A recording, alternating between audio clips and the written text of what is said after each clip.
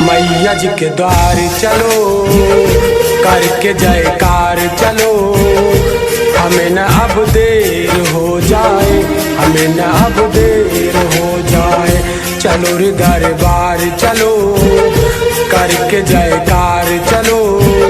हमें न अब देर हो जाए, हमें न अब देर हो जाए। दिल से मांगो जो पूरा अरमान होता है। मैया जी के द्वार चलो, करके जयकार चलो। हमें न अब देर हो जाए, हमें न अब देर हो जाए।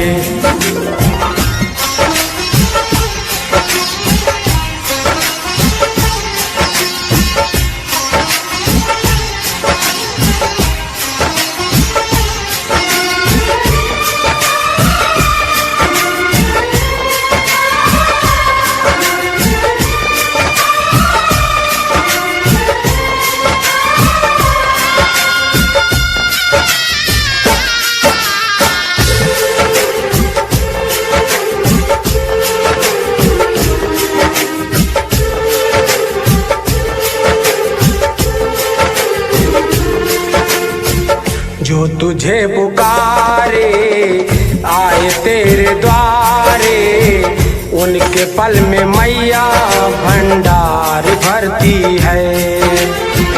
जो तुझे मनाए काम सब बनाए, उनके मन के सपनों को साकार करती है। दुख हरती है मैया, जीवन सान होता है। मैया जी के द्वार चलो, करके जयकार चलो। हमें ना अब देर हो जाए, हमें ना अब देर हो जाए।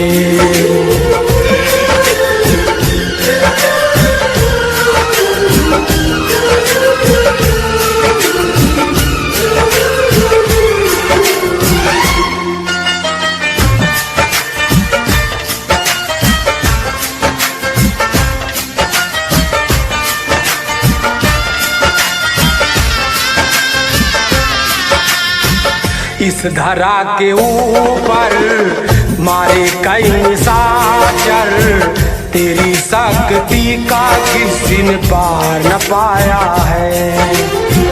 प्रेम तू लुटाती, कष्ट सब मिटाती, भाग उसका खोटा जो तेरे द्वार न आया है।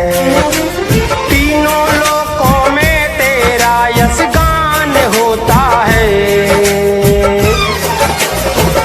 मैया जी के द्वार चलो, करके जयकार चलो। हमें ना अब देर हो जाए, हमें ना अब देर हो जाए। चलो रे दरबार चलो, करके जयकार चलो। हमें ना अब देर हो जाए, हमें ना अब देर हो जाए। दिल से मांगो जो पूरा अरमान होता है।